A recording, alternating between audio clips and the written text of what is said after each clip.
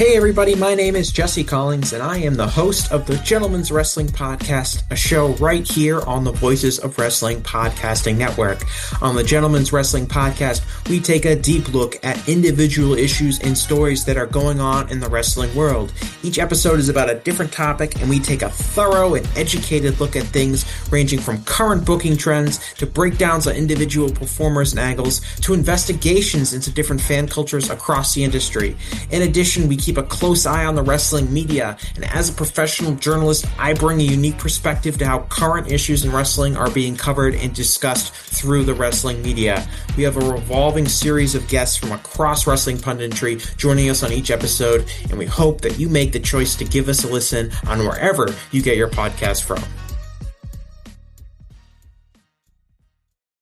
This podcast is a member of the Voices of Wrestling Podcasting Network. Visit voicesofwrestling.com to hear the rest of our great podcasts, as well as show reviews, columns, opinions, and updates across the world of wrestling. Competition starting to get thick, it's the click, so I hope you watch your A game. Ain't made no lane from the track when we unite and spit. This isn't A game, better bring your A game. Competition starting to get thick, it's the click, so I hope you watch your A game. Ain't made no lane from the track. Hey now, it's the Mike and JD Show, and I'm your host, Mike Gilbert. And this week, joined by Fed Pilled Joe, Cousin Joe, Fed Fan Joe. JD is on assignment. He's actually on his way to I think it's Las Vegas. I want to say he's actually like WWE's pulling out of Vegas, and I think JD's on his way there because he's going to go wrestle in a tournament. Yeah, I'm sure he's very sad that he's just missing WWE. Yeah, just missed them by that much. Yeah, you know, he had no plans to watch it, but he did. Deep down, he was interested because he was asking my group chat, like, "Hey, how was this? Hey, how was that?" Yeah. So he wasn't completely disinterested, but he did not watch anything. The morbid curiosity of when a car crash happens and you just have to watch. I feel like that's how JD views WWE. He doesn't enjoy it. It hurts him, but he still wants to know.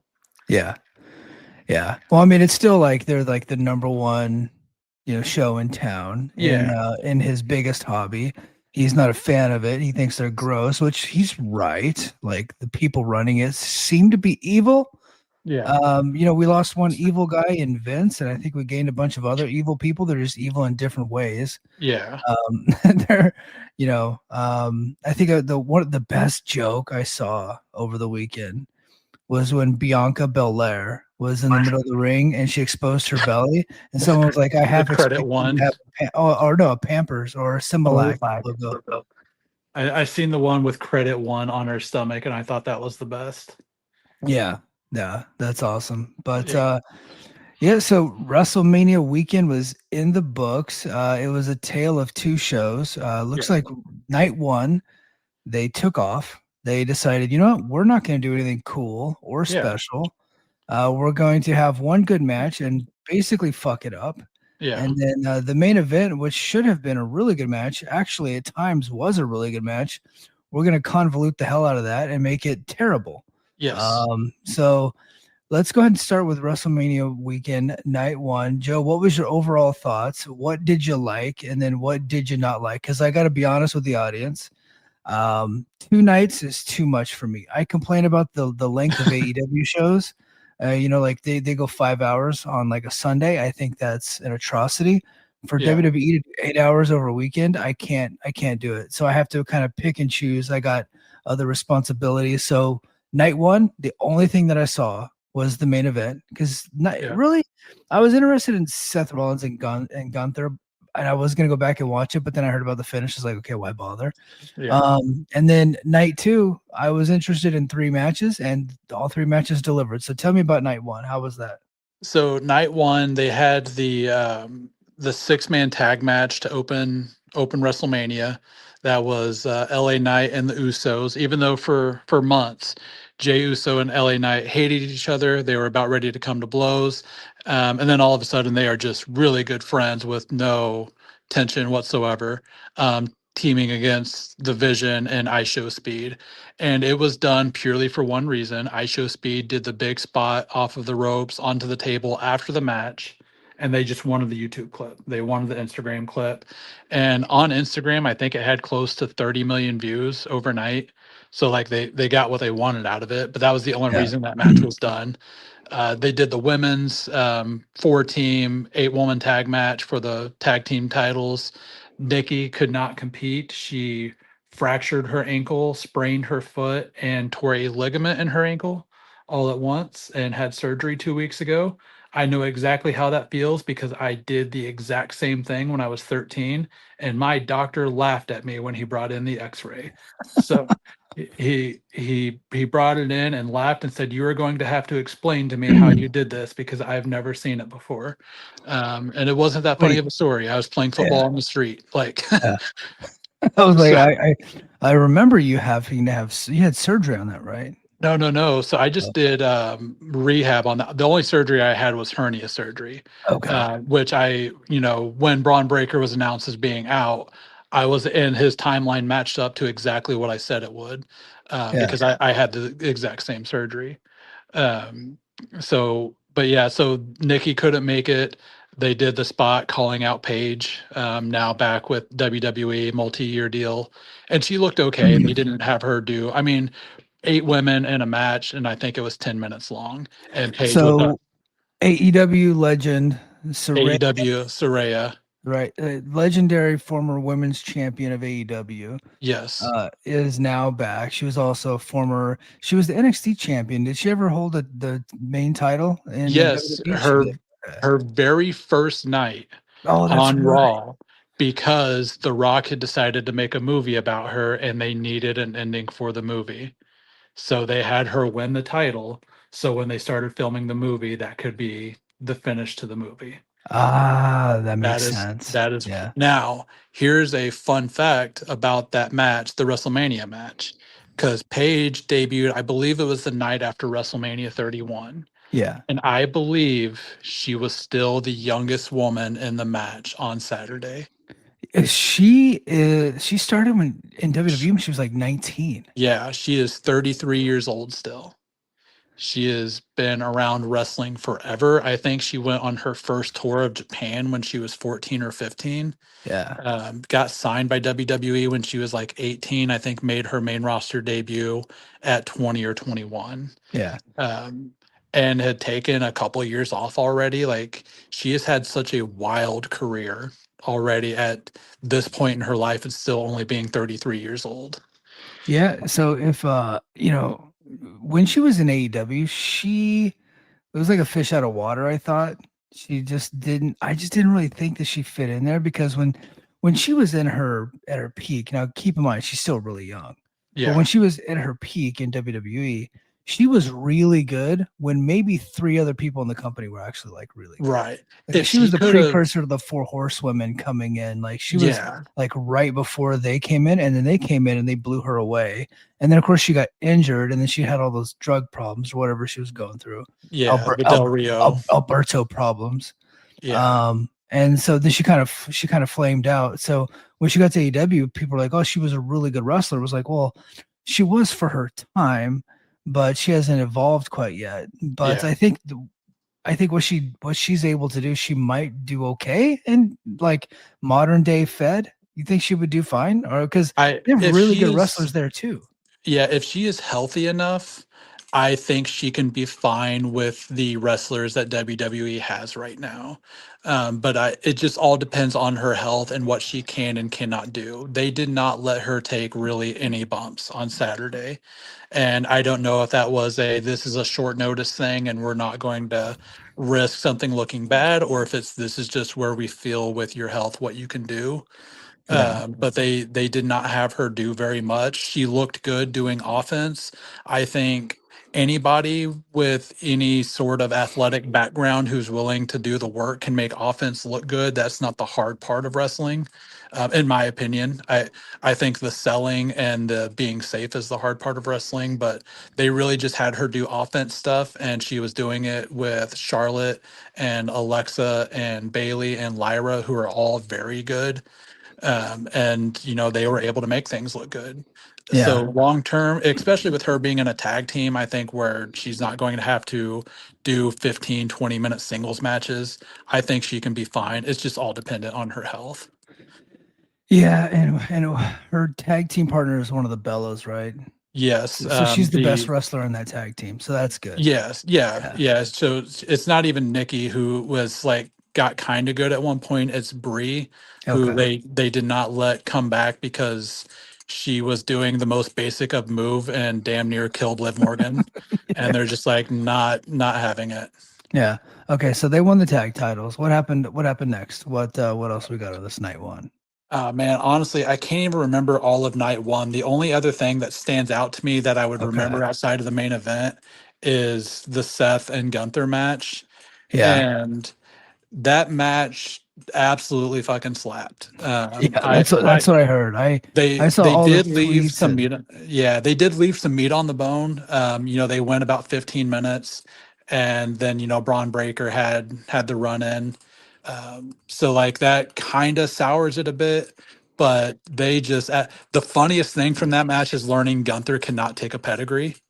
that's He funny. he did Seth did the pedigree twice, and somehow both times, I swear to God, I think Gunther landed on his back. He you could see him turn because he did not want to take it on his stomach. That's funny. Yeah. Yeah. So So it was another one. It's WWE is not the only company doing this, but I think because they do it, a lot the other companies follow is they'll have these really good matches with bad finishes. And yeah. it's not like it's not that you can't have run-ins and you can't have interferences and you can't have heels like you're cheating to win. It's just so much of it, and it's happening on every show that it just gets old. So They when you're sitting down to watch a WrestleMania, you just kind of want to not have that stuff. I felt the same way about Rebellion. I felt the same way about a lot of AEW shows. yeah. It's just way too much of it's happening, and Yeah. if you're gonna do it in the shitty matches that no one cares about. When you got two top guys, and I know they want to go back to it, and eventually, but you can get there without having Braun run in and ruining the finish. I think you can Well, have like a regular finish and then do the Braun run in afterwards. yeah, I think their line of thinking on this one is, and Meltzer's the one who said the plan is to get to Gunther versus Roman at some point. He's not sure Yeah. if it's SummerSlam. So you got to keep Gunther strong.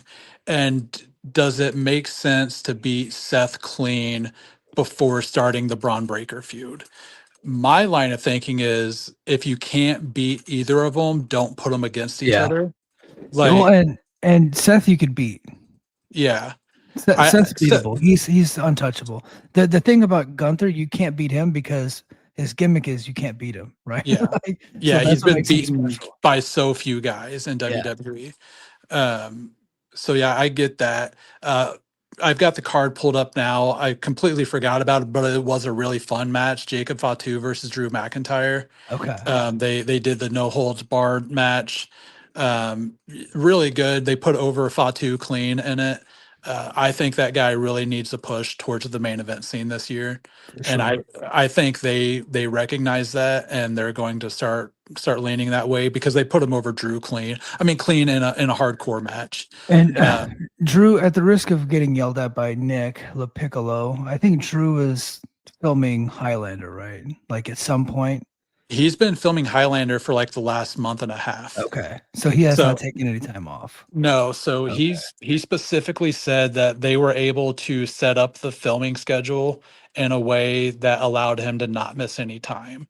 So Okay. he's already been pictured on set with Henry Cavill, and he does fly back and forth as time like as needed. He I would anticipate may miss a SmackDown this week, but I also would not be surprised if he just doesn't miss time because I think it's important to him to not miss time for Right. Hollywood Okay. because wrestling is his that's what he wants to do, and Hollywood is just something he was offered because Dave Batista recommended him for a role, and then more roles have came his way. Well, that's good. And Nick's a good agent. Nick is getting him a lot of roles, so that's probably helpful to him. Um, so so we have Fatu beating Drew in a good match. You had Gunther and Seth Rollins. That was a really good match with a kind of a wonky finish. But then you get to the there was a women's title match. Yeah. You had So Rhea Ripley versus Jade Cargill, right? that was night 2. That was night 2. Okay. So night 1 we had Becky versus AJ, Okay. How which was that? it was solid, nothing spectacular. They've been kind of teasing this weird thing with Lady Ref Jess in WWE and Becky kind of butting heads, in that Becky thinks Jess is costing her matches on purpose, and they keep having her referee Becky Lynch matches. Okay. And then the finish was basically AJ was getting ready to go splash Becky in the corner, and Becky pulled Jess in front of her. And then that allowed her to get AJ for the finish. So they're teasing, like, I don't know if that's going to lead to Lady Ref Jess wrestling Becky. She did wrestle on the Indies. She's wrestled and Evolve under a mask for WWE. So I don't know what the plan is there, but it's been something they've been teasing for months. Okay. So it was kind of short. Liv versus Stephanie Vaquer was a 6.5 minute match. Yeah.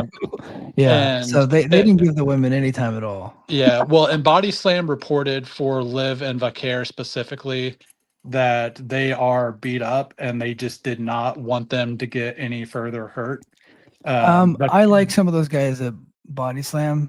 That sounds like cope to me. Not from Body Slam. It sounds like somebody from WWE leaked some cope. That way they don't get yelled at for not giving the women time. for that match, I would believe it, because I mean, obviously we've seen what happened to Liv. I mean, she was rocking a goose egg and 2 black eyes. But Vaquer has been dealing with an ankle injury that has been talked about for at least a month and a half now. So I would kind of believe that. Honestly, watching the show live, I thought it was fine. Nothing spectacular, but it was fine. But nothing, if you would have taken any match that happened pre-main event and put it on Raw, nothing would have felt out of place either. Well, And I I think thought- that was the big criticism, is that it just Yeah. felt like a Raw. Or I think somebody in our chat said it felt like a Saturday night's main event. Yeah. I mean, honestly, even some of the Saturday night's main event matches, it surpassed a lot of what we would have seen on WrestleMania Night 1. Yeah. And All right, then we get to the main event. I'll run down the main event, because I actually did watch this. Because I'll be honest, I was really interested in Cody versus Randy Orton. They are 2 WWE mainstays. I know not Randy Orton's not everybody's cup of tea. He's my cup of tea. I've always liked the guy. He bores me at times. But then at times, like every once in a while, he just pulls a great match out of his ass. And I was like, he's in there with Cody. And Cody is great. Cody is capable of the 5 boys. He's had several of them, even in the WWE. I was like, and it's Cody and Randy. These guys got a lot of sway. I got, for whatever reason, even with the Pat McAfee stuff, I was like, I bet they have a good match and they don't have a ton of gaga. Yeah. I don't know why I thought that. And then they start the match, and then immediately Cody and Jelly Roll of all fucking people take out Pat McAfee. And I was like, you know what? That's brilliant. They incorporated Pat. They got him to do the heel stuff at the beginning. They kicked his ass, put him through a table, and now he's eliminated from the match. I was like, that's good. And now Randy and Cody can just have their match. I was like, that is a way to incorporate Pat without ruining the match, right? So in my head, I was like, this is brilliant. Now these guys can have a great match. And then they proceed to, for like the next 10 to 15 minutes, have a slow plotting match where you start to see Cody turning heel. And it was boring.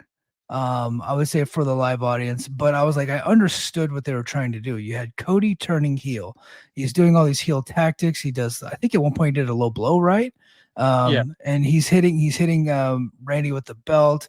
Randy's bleeding, Cody's bleeding, the double juice, and then all of a sudden, like, the match starts getting good, and Randy's this over babyface and Cody's this heel, and now we got 2 guys, main eventers, double juice, and the match just starts getting heated up, and then they do the fucking ref bump, and we're like, God damn it.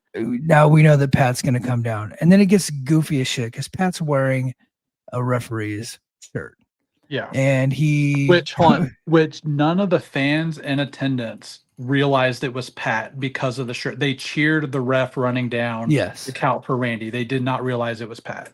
Yeah, Pat, who is wearing a neck brace in a full sprint. Yeah. Just wearing a referee shirt. Just misplaced. Like, this should have been the ISHO speed match, right? Like, you Yeah. want to do the Gaga and the horse shit, just do that in the beginning. Don't mess up the main event when you get two serious wrestlers in the main event, like two really good pro wrestlers, right? Yeah. And so Pat comes down and he's getting ready to count the 1, 2, 3. Cody kicks out. Randy Orton turns on Pat, hits him with the RKO, and then Cody gets the victory. I cannot remember exactly. He just hit the crossroads, didn't he? He got the pin. Yeah. Yeah. He gets him he's distracted. He gets the crossroads, gets the victory. And then after the match, Randy Orton turns on Cody again. So Randy and Cody, punts him. Which he hasn't used in 12, 13 years? Yeah, well, because the concussion snitches kind of got that banned. So here's the thing. Cody's a babyface to begin the match. Randy Orton's a heel. During the match, they flip-flop. Cody turns heel, Randy Orton turns babyface. By the end of the match, they had flip-flopped again. Cody's back babyface, Randy Orton's back heel. It's unnecessary horseshit. It's dumb. So what this match reminded me of, did you ever watch the Will Smith movie, I think Hancock, where he's the drunk superhero who hates everybody? No. Okay. I'm not watching that. So this movie came out, I want to say in like 2008, 2009-ish maybe. Yeah. Will Smith is... Hold on. Breaking news. Joe Hendry in concert next Monday on Raw. There you go. Okay, go ahead. So Will Smith is he is basically a Superman, but he is a super depressed version of Superman because he has all this power and he's just depressed, hates everything. Blah, blah, blah, yada, yada, yada. And he's trying to become a good guy, trying to get people to like him. So the story behind the movie is what reminded me of this main event, because that movie was supposed to just be Will Smith as the superhero who eventually becomes the good guy and then fights the evil in the end. But the studio decided to take the movie over and combined two scripts to make it into a love story. So the entire mood of the movie changes in the middle, where Will Smith finds another superhero who is of his same species. But if they are too close to each other, like physically close to each other, they lose their superhero powers. And so like they have to stay away from each other and never be around each other, or else they cannot be superheroes anymore. And it was all because the studio wanted to implement a love story into this superhero movie. They just combined two unrelated scripts together. That's what the Cody Rhodes Randy Orton match seemed like to me, where they had two different ideas. They didn't know which one would work best, so they just threw them together. And said, let's see what happens. It was kind of the same thought I had with John Cena last year, where if it was a mistake to put them together in the first place because the fans are not going to boo Randy Orton. And in turn, because Randy Orton is the more beloved, he's the elder, he's, the legend at this point, in his mid to late 40s. If you were going to do the heel turn, do it during WrestleMania to actually get genuine shock factor, because if it fails, then you just have everybody shitting on your champion leading up to it. And then Pat gets introduced to try to get Orton more of a heel, and everything just looks like shit. You take two stories and just smash them together, and nobody knows what's going on. So the Orton and Rhodes feud was perfect until Pat got involved. Yes. Because I didn't care that people were cheering Orton and booing Cody. That didn't matter. It was still interesting. They didn't start booing Cody until Pat got involved, though. Well, they wanted to cheer both. Yeah, but the thing is, they were upset that Orton was getting cheered so much, that Orton wasn't really a heel. And it's like, who cares? Yeah. Like Orton's never going to get booed. Yeah, where that wasn't an issue? Where that wasn't an issue was on the fucking main event of night 2, where both guys got cheered. And it was amazing. Where it wasn't an issue was the main event of SummerSlam last year, where Cody and John Cena were both faces and got cheered. The fucking Usos are in Raiders jerseys. I want to smack those sons of bitches. They're lifelong 49ers fans. I know, but they're wearing black and silver. Fuck them. Well, it looks like they have 42. Ronnie Lott did play for the Raiders, so maybe that's what they're doing. But okay. All right, now so anyway, night one sucked. So Yes. let's get to night two. Night two kicks off Brock Lesnar versus Obafemi and was probably going to go down as one of the great WrestleMania matches ever. It was like 5 minutes of It pure was insanity. 4 minutes and 45 seconds. And It I was don't think Brock Lesnar's heart could last any longer. That's all we needed. Like Yeah. it was perfect. It was perfect. Like they hit some big moves. They did some selling. They did some no selling. They did some more big moves, and Obafemi got the victory, clean as a sheet. Yep. And that's how you put a motherfucker over. It was perfect. It is. They if they would have went 10 minutes, it would have sucked. They Yeah. went I four and a think half Brock minutes. would It have was died. perfect. Yeah, I think Brock would have died if they would have. That guy was so fucking beat red and sweaty after a 4.5 minute match. I think his heart would have exploded if they would have went any longer. yeah. So he puts over Obafemi clean. Oba Mhm. leaves. Brock's laying in the ring. He starts crying, takes off the gloves, takes off his shoes, his boots, Mhm. off his little calves, and starts crying, gives Paul Heyman a big hug, and says, "That's it. He's retired." So Brock Lesnar, who is named in the Janelle Grant lawsuit Mhm. as being someone that might have taken, tried to be a part of that whole He, thing. Like it was offered and he accepted, but it just never went down, I guess. So yeah, so he's probably not like liable for anything other than just being gross. yeah. But he they're selling thank you Brock shirts, which is pretty fucking out of touch if you ask me.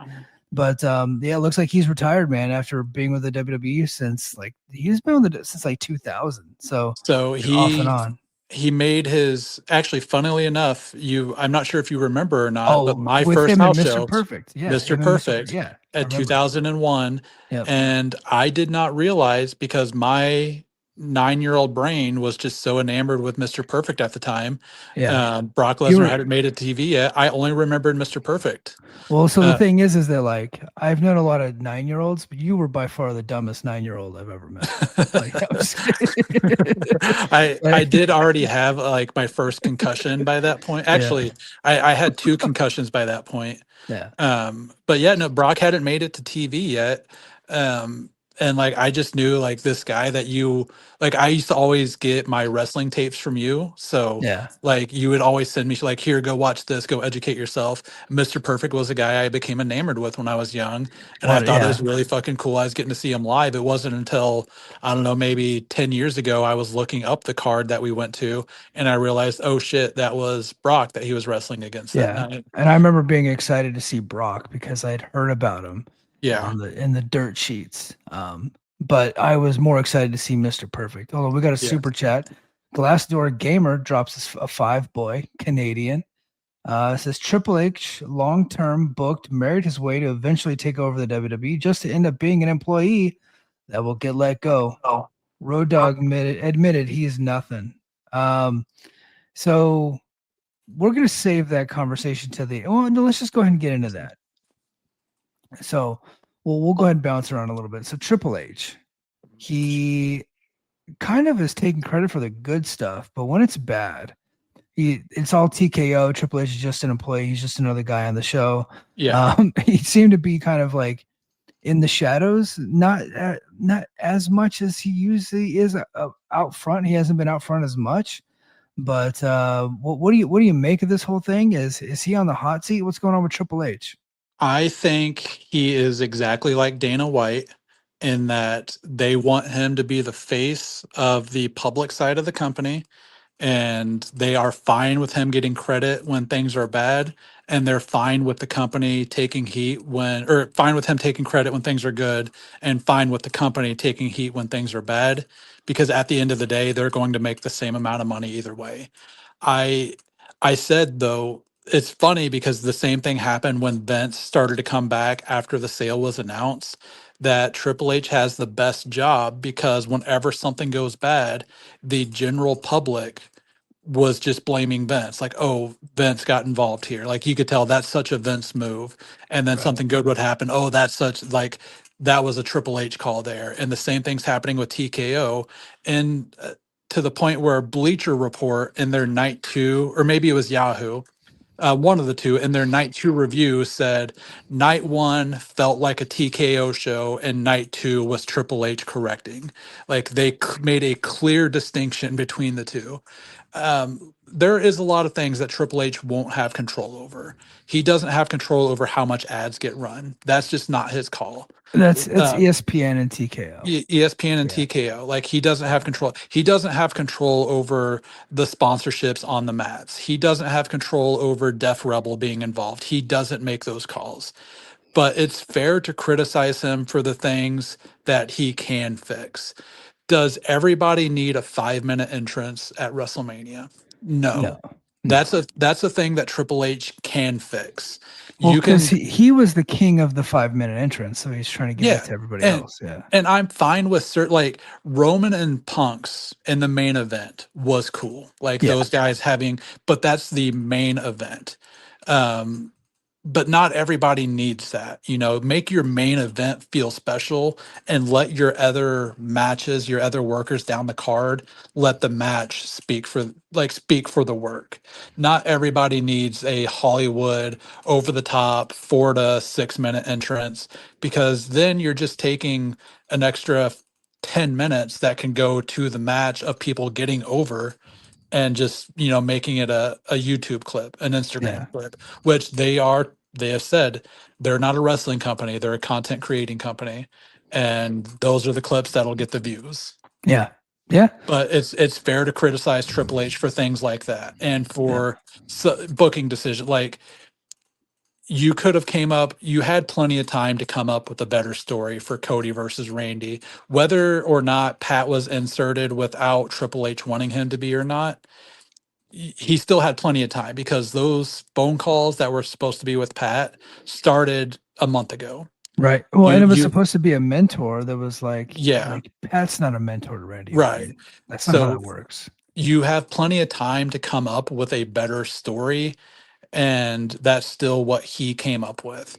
You have plenty of time to come up with a better match layout, and that's what he came up with. They did not touch on the 20-year history of Cody and Randy until the Friday before WrestleMania, until the night before their match was any of that history touched on TV. Did you see? So we got a comment here. This is a good one. Did you see Ted DiBiase Jr. tweet that he was at this year's WrestleMania? Yes. I sure did. He had really good seats. I wonder how he was able to pay for those. Yeah. I wonder if Mississippi helped out I with that. Yeah, I do think that he made some money out of the state of Mississippi, where he was, I don't know if he was an employee or where, but like the state of Mississippi paid him money. Yeah. And he was the only one who did not get a guilty charge from that. So, good. Yeah. I get always fight. I guess. Would it be Always fight, because everybody else pled out. And yeah. he's like, no, fuck that. Like Yeah. Brett Favre didn't get charged. Like, let's see what happens. The Yeah. state of Mississippi does not like to convict white men of financial crimes, because then if you convict one, you have to go after all the others. Yeah. So they weren't about to do that. Yeah. All right. So Brock retires. Let's go ahead and get to the next match, which I both nights I'm trying to figure out if the main event of night 2 is my favorite, if it was Obafemi and Brock Lesnar, or if it was the Intercontinental Championship ladder match, Penta defeating who was all in that So match? You have the list? Do you have the list? yeah, we had Rey Mysterio, Dragon Lee, JD McDonough, Rusev, and Javon Evans. And Javon Evans stole the fucking show. He did. It was a great match. I thought he was probably the most spectacular. But if I had a critique of Javon, that ladder spot with him and Rusev, very clearly is Rusev jumping off that ladder Yes. and diving into his diamond cutter. But Just but find a you better are way you to are do it. correct. You Yeah. are correct. But that is Rusev's fault. He tried to fix the positioning of the ladder and then gave up. Yeah. And But just I started think I've climbing the seen ladder. I've seen that in Javon Evans matches before, Yeah. though. Where Yeah, like you have where to the go. guy clearly has to like position himself, but like Javon's coming in from the floor, climbing on top of the rope. Rusev has got to get the ladder in the right spot. Yeah. But either way, it looks spectacular. Yeah, I mean the match was fantastic. The most spectacular was Javon. The biggest star in the match by far was Penta. I Yeah. thought the guy was so over, so cool. He is at his peak right now. He is like Lucha Underground level Penta. Yeah. Just like one of the biggest stars in the whole company. The guy looks fantastic. Yeah. Ray still doing it, man. He's still out there Right. doing it. 51 years old, man. Yeah. I thought, they did a Finn Balor versus an imposter JD McDonough tonight. And I say imposter because it's clearly a stand-in because they killed JD McDonough at WrestleMania with that Yeah. Mexican destroyer on the ladder. And They did. JD, that was Was an awesome spot. Yeah, and JD was not selling it one bit tonight in Yeah. his match with Finn. No. Well, no, because it was a different person tonight. They found a Okay. stand-in JD McDonough They because found they killed the original JD McDonough last night. they found another rapey Irishman that looks like Finn Balor to do that gimmick, huh? Yes, Okay. yeah. I think those guys are just hanging out in bars in Ireland. They Yeah. just kind of give them the haircut Yeah. and make them cut a bunch of weight to have abs. Yeah. But Pentagon Jr. won that match. So the first hour of ESPN, the WrestleMania on ESPN, that was one of the better 1 hour wrestling shows I've ever seen. Yeah, it was really good. Like you had the big match with Oba and Brock, and then with the great finish, and then you had like a car crash with the IC title match. yeah, they put the right two matches on ESPN1, and I think that was a lead in to a hockey game, if I remember correct. I think they had hockey come on right after it. So Okay. I think they did the right match, and that's why they moved it up an hour, Yeah. is they wanted a lead into something. Yeah. So they definitely did the right matches on ESPN1 there. Okay, so I didn't watch the rest of the show until we got to the main event. So I'm just gonna quick hits. Street fight. The Demon Finn Balor defeated Dominic Mysterio. How was this? It was solid, not spectacular. They didn't do any run-ins for it, which surprised me. Mostly, JD McDonough was dead, so Yeah. he couldn't run in.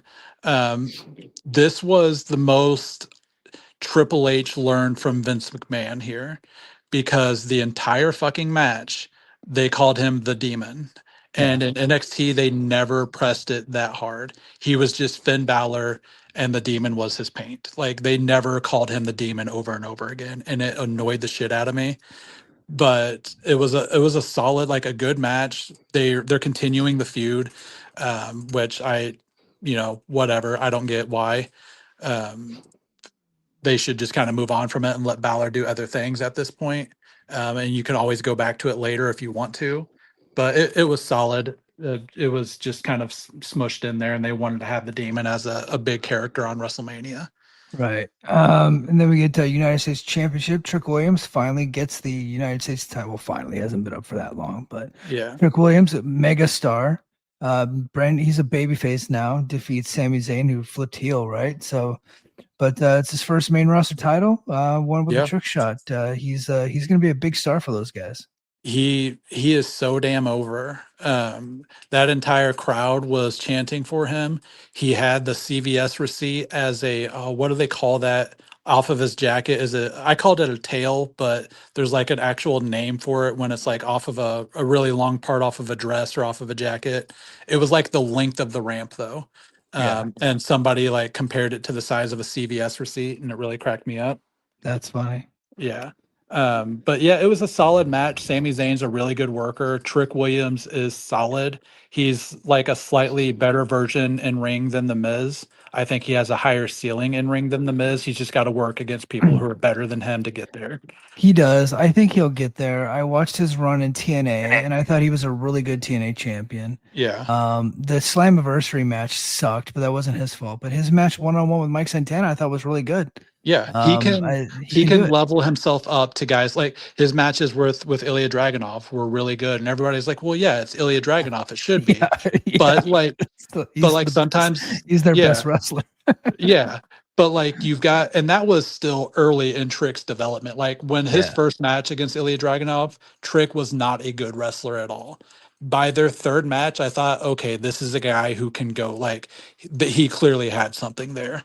Yeah. If you put like he can rise to the occasion against guys who are better than him, and that is important for a guy of his caliber because we have seen people who cannot do that, and those guys fail.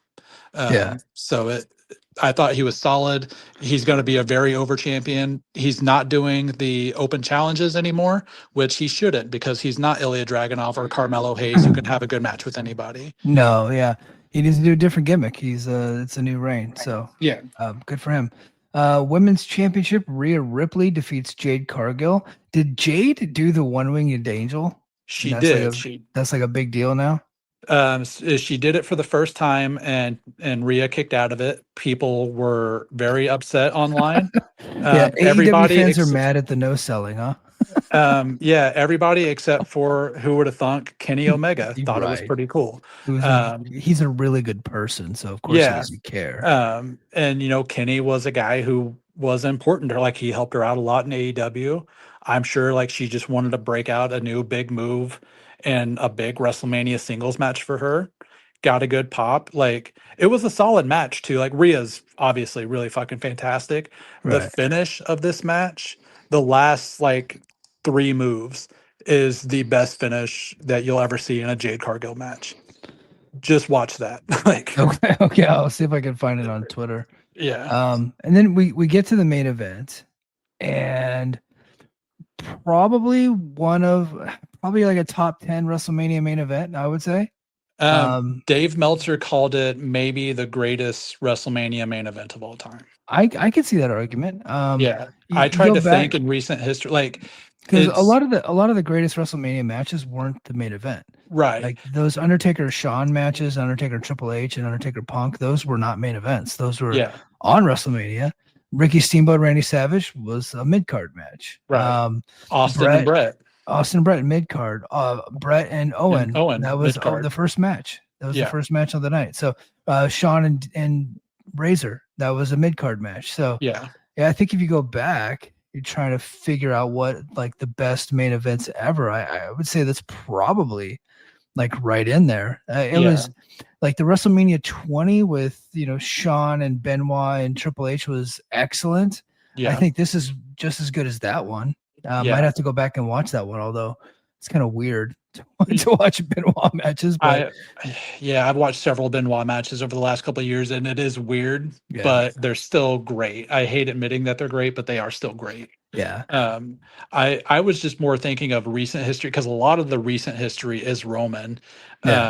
The Roman Edge Daniel Bryan match was really good. Yes, that was. Yep. The Roman and Cody matches were both very good, but they had a lot of the chicanery, a lot of the fuckery that really, in the WrestleMania 40 match, it made sense. Like that all had to happen there. But it does kind of take away from it. I liked the second Roman Cody match. I thought that was really good because that was like it was Avengers Endgame. It was the close off of a very long story where everything came together at the right time. Right. Yeah. Yeah, and that the crowd went fucking nuts for the finish. Like so, yeah, it was one of the best like endings to WrestleMania I think I've ever seen. Yeah. So with this one, this was just like two old warriors having a fight. Yeah. And like they're both bleeding.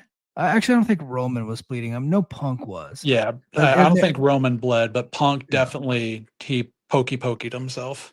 Yeah. So they're bleeding, they're exhausted, they're using each other's finishers, they're kicking out of each other's finishers.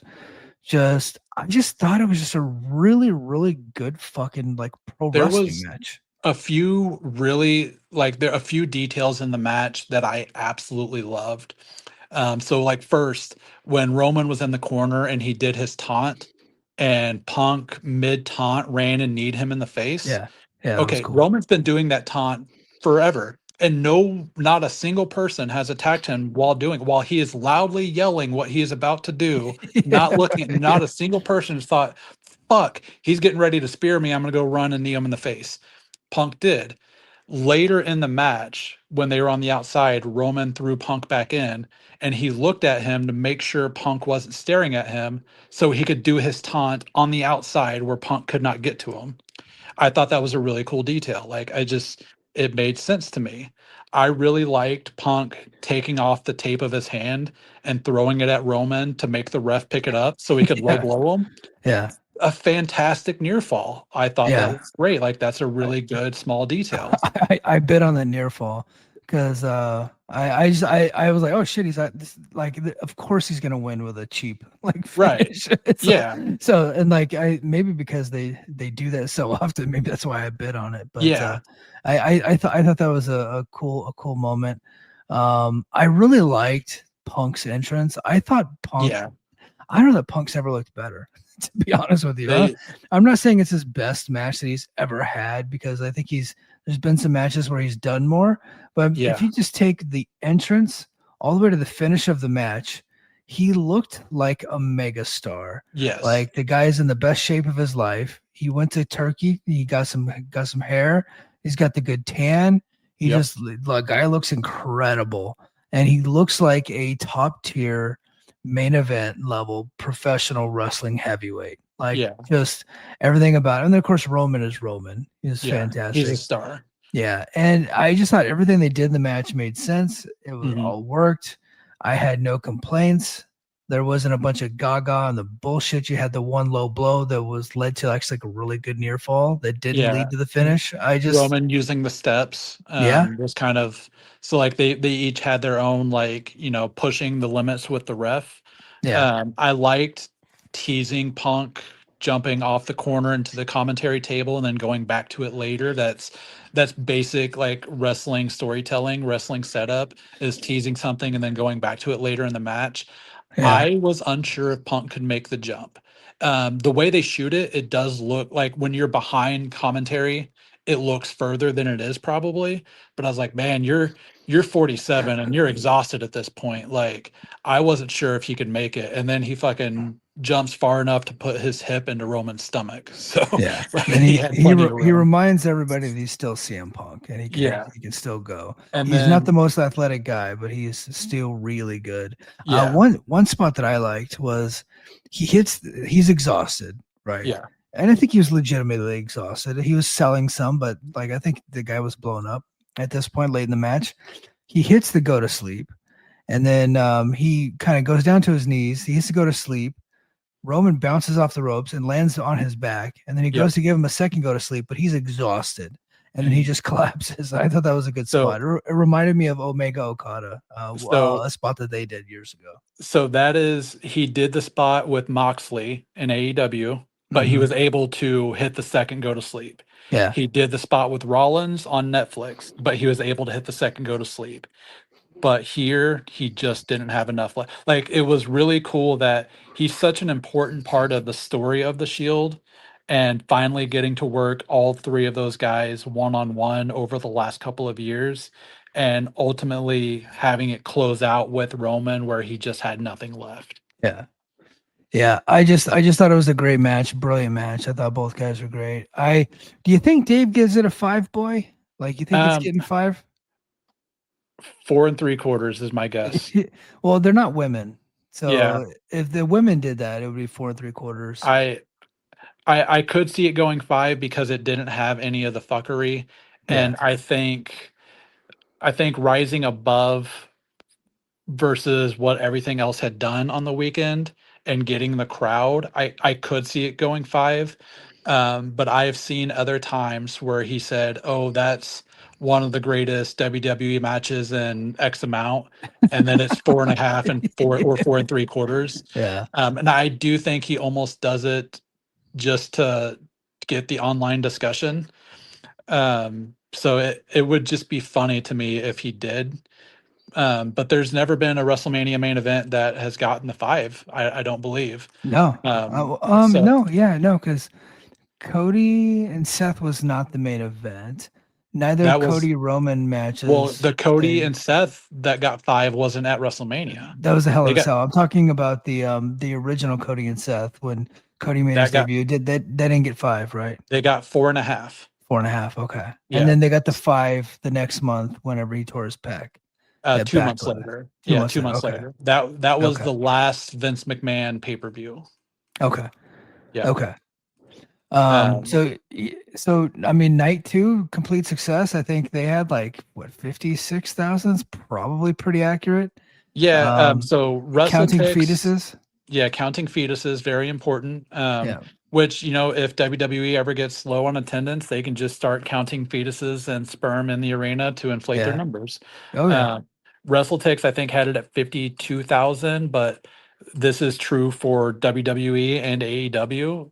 WrestleTix cannot account for suites, like they Right. have said that. So 56,000, I'd believe that they're right around there with suite tickets. Well, yeah, pretty close to accurate. And plus, like the stadium, like there's some tickets that they never released to Netflix that they just have holds on. Yeah. So those are not just suites, those are other play. Like I've been told that by people that have promoted wrestling events. They're like, Ticketmaster doesn't get all the tickets. Like Yeah. there's some that they hold back that they distribute out on their own. So Yeah, well, like I think um, a lot of the on location tickets never get released to Ticketmaster because, like, I don't think like the green shirt guy gets the exact same seat every time. I don't think it's an accident. George Kittle no, always being right behind commentary, I don't think is an yeah, accident. yeah. So yeah, For sure. All right, we only got a few minutes left. Andreas Hale, he is the wrestling reporter and the MMA reporter for ESPN. He's been around a long time. He used to write for the Sporting News. Mhm. I think he wrote a book with Big E. Like they co-wrote like a children's book together. Okay. Just a really like a legit reporter. He doesn't really do inside scoops. He more just kind of commentary talking about the events. Been critical of WWE in the past, gave them a C minus, and then on one of the events, and then most recently, I think which is what got him into hot water. Wrote an article talking about the latest updates in the Janelle Grant case, which I think is appropriate to do. Yeah. If any football team was going through that, you don't think that the beat writer for that football team would be writing that, and would that team pull his access? I don't think so. So for them to pull his access, Depends on which team. I could depends. see certain owners doing that. I don't think ESPN would play ball though if it were a football team, but because it's wrestling, they don't care. Yeah. Yeah. So he got his credentials denied essentially, which is Bush League, I think. So ESPN didn't even have they had some of their on-air talent there, but they didn't have any like journalistic representation there. Yeah. Which is weird. People started pulling up old tweets where he was basically borderline harassing R-Truth. Yeah. so because of so the way R-Truth gets used by the white man, I Yeah. don't want to say the words because not going there. Yeah. Yeah. I don't want to get my ass kicked, right? Like, Yeah. Not interested in that. So, I don't think that his tweets at R-Truth years ago played into this. I think it was all No. because of that Janelle Grant article for sure. Yeah, absolutely. Yeah, I had seen that R-Truth was not sad about him No. getting like not being there, No, but I don't think that had anything to do with it. No. So I guess my thing is that ESPN, when it comes to this wrestling stuff, they're not even pretending anymore. Like they just see this as bullshit, just a way to make money, and they don't really care about the journalism side of it. They're not even trying. Which I wish they would just say that. They're going to be journalists when it comes to like real sports, when it comes to football and all those things. But when it comes to pro wrestling, they just don't care. Like it's silly. Yeah. I think they would do the exact same thing with football, baseball, and basketball if they could get away with it. Yeah. But those are much, much bigger in scale. So it's harder to hide that from the public. Yeah. And some people were saying it's like, well, AEW blocked Alfred Konuwa and banned him for life. That guy Alfred is not really a journalist or a reporter. He's a troll who harasses Tony Khan on a daily basis. He doesn't really provide anything. Like he's not doing journalism. He has no ethics, no standards. That's not Andreas Hale. Andreas Hale's a serious guy. Yeah. Right. He's like a legit like reporter for the top website in the field. Yeah. ESPN. So Well, for him to and get blocked, that's a big deal. Now, if Mike Gilbert gets denied access to WWE, it's like, oh, that makes sense of a fucking nobody, yeah. right? But Andreas Hale, that's a big deal. Yeah, well, and well, not it was pre TKO, but UFC had a ban on Ariel Helwani for a long time. Yeah, well, That so I it didn't last that long, but he got thrown out of an event Yeah, because he spoiled the Brock return at UFC 200, and then he went crying on his on the MMA hour, yeah, and they let him come back, but he didn't have the same level of access that he had before. But the two people got banned completely for life was Josh Gross, mhm, and oh, who was the other lady's name? Gosh, she used to write for Sure Dog. I cannot for the life of me remember her name, but she was a really good reporter. yeah, And Dana White started calling her all kinds of gay slurs and like banned her for life. But that was before the TKO purchase. So yeah, this is just like thin-skinned bullshit from WWE's side. yeah. And the funny thing is, they created this own problem for themselves because, like, Vince, as stupid as he was, he never had these big reporters and questionnaires at the events. He would do the occasional, like the quarterly investor calls, and then you'd Yeah. have reporters who would answer, like the conference calls over the phone. And then I believe I seen one time, maybe around the XFL relaunch, where Dave had put out like, I was told ahead of time I'm not allowed to ask any questions, but but he said, but I'll be allowed to ask whatever I want after the call, like Right. not to where everybody else could hear it. But like, so Vince did things like that. And then all of a sudden they decide, oh, we want to do all this in person. And that was their trying to make Triple H the new Dana White, but on WWE. Like they wanted his face in front of reporters. And Triple H just doesn't have that personality to deal with media. No. I think he just wants to be behind scenes doing creative and never talking to anybody at this point in his life. He Uh, can't handle difficult questions. He's not no, because mature enough to handle it. he's never been put in that situation before. He doesn't have that kind of training. Yeah. Like Dana White's entire career was to handle that. Triple H's was not. Like, Yeah. and I think this was the first time where they realized, like, hey, maybe we don't need to do this. So they didn't have Triple H out there at all. But they created their own monster that it didn't need to, like, there was no value in it to doing that. And now they're starting to receive blowback from how they're handling it.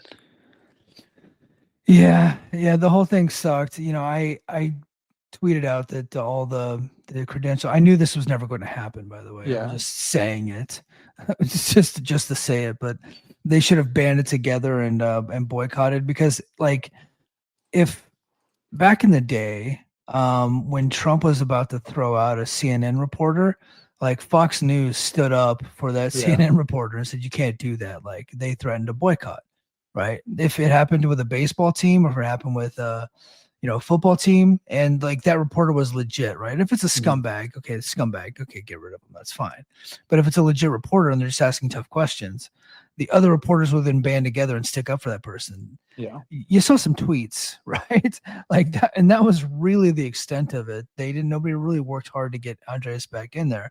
I would have liked to seen some of the media members kind of band together to stand up to these It, guys and bring this guy in, but nobody really has that kind of spine or backbone. Like Sean and Dave tweeted out about it and stood up for him, but that was really the extent of it. And like Sean and Dave were not going to that event, so like they yeah. didn't care. Like Sean was at a swimming pool, Yeah. which probably the best way to watch WrestleMania if you ask me. Yeah. I think it is a media issue as a whole that more more big names are willing to go to the podcaster compared to the real journalist, Yeah. and the real journalist still wants to get their scoop, and they're afraid to lose it, so they're not willing to stand up anymore. Whereas before, the market wasn't flooded with fake journalists, it was all real legitimate people, who went to school for this and had integrity and learned about ethics. And that's not the market's just flooded with people who are fake journalists now, and the real journalists have to have, unfortunately, less of a spine if they want to continue in their line of work. Yeah. And that's a media issue as a whole.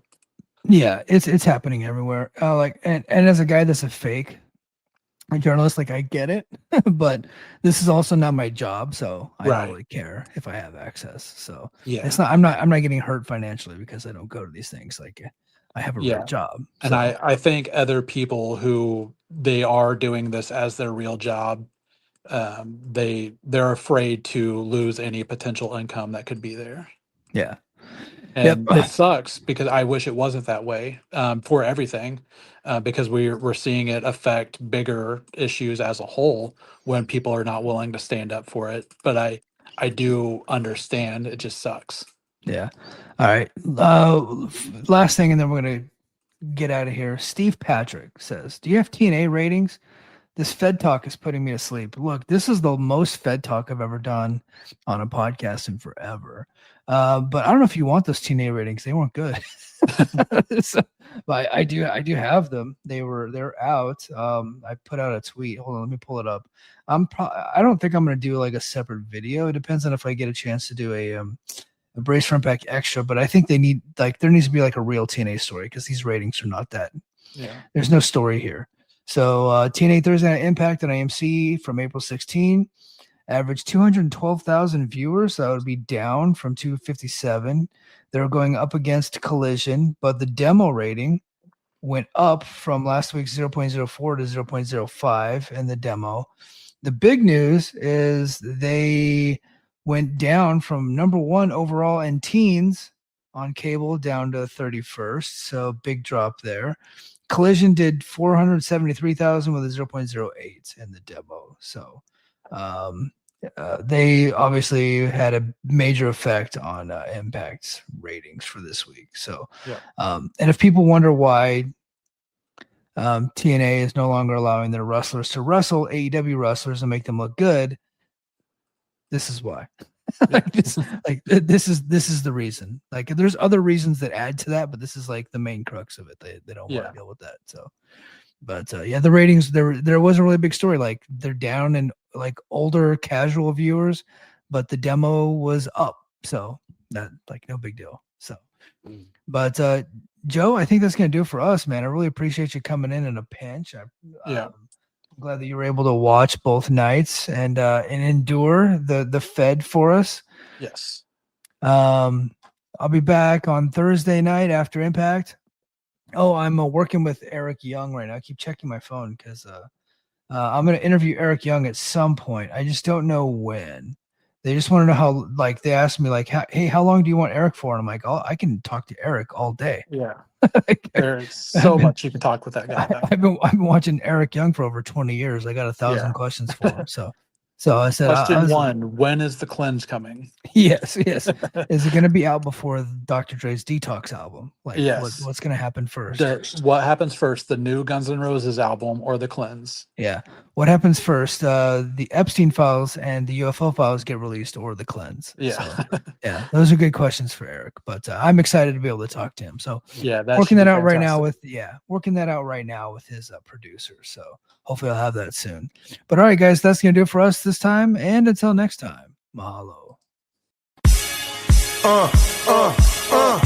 Competition starting to get thick, it's the click, so I hope you watch your A game. A made no rain from the track when we unite and spit. This isn't A game, better bring your A game. Competition starting to get thick, it's the click, so I hope you watch your A game. A made no rain. Hello, Voices of Wrestling Podcasting Network listeners. I am Jeff Hawkins, co-host of Shake Them Ropes, with a very special announcement. If it's been a while or you've never listened to us before, the original gang is back. Myself and Rob McCarran, back talking wrestling. We have no idea where this show's going to go, where we're going to keep any of the old bits or any of the old things in there. It's going to be a process. It's going to be a journey, and we'd like for you to come along with us. Only on Shake Them Ropes on the Voices of Wrestling Podcasting Network.